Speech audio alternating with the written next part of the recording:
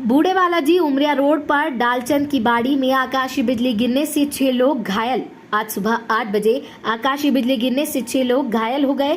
बिजली खेत पर गिरी और खेत के पास में बने मकान में खाना बना रही श्री लाल पत्नी विनीता आकाशीय बिजली का झटका इतना तेज लगा कि मौके पर ही बेहोश हो गई और हाथ पैर अकड़ गए। रामबाबू पत्नी शांति बाई को जो घर में थी उनको भी झटका लगा और उनके पेट में दर्द होने लगा। रामनारायण पुत्री मनीषा इनको भी झटका लगा और हाथ पैर अकड़ गए।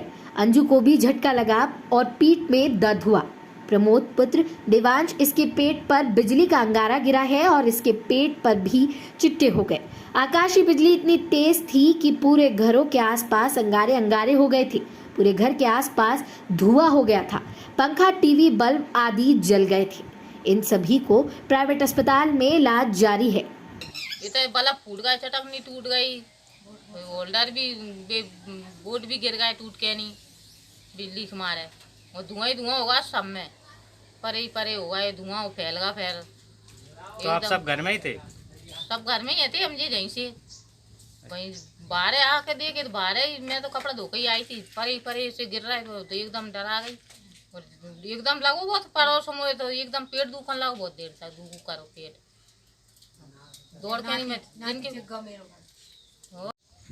बताइए, जो आपके घर पर इधर बिजली गिरी है, क्या कारण क्या है, कैसे? आज सुबह लगभग 8 बजे के आसपास बहुत तेज़ घटा उठी और उसके बाद में पानी आया। पानी के साथ में बहुत तेज़ बिजली तड़की और बिजली तड़कने के बाद में अचानक से घर में और घर के बाहर कुछ अंगारे टाइप के आए और उन अंगारों की वजह से घर में हमारे छोटा बच्चा था, उसमें थोड़ी सी चोट लग गई। तो उसके पेट में कहाँ पर चोट लगी? उसके पेट में थोड़ा सा है ना अंगारा लगा, तो उससे ना वहाँ फुंसी वगैरह हो गई और हाथों में थोड़े से फुंसी हो गई उसके।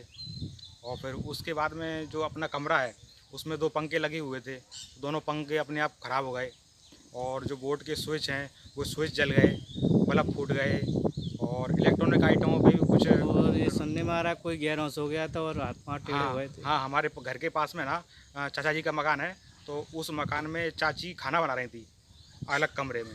तो क्या हुआ कि वो अचानक से बेहोश हो गई बिजली तड़कने की वजह से।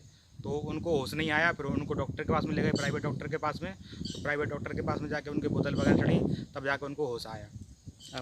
अभी वो डरी हुई सी हैं, हालत उनकी अभी भी ख़राब है। हालांकि दवाइयाँ उन्हें डॉक्टर साहब ने दे दी हैं। और पास में एक और बड़े चाचा जी हैं, उनके मकान में उनकी बच्ची हैं, 4-5। क्या नाम है?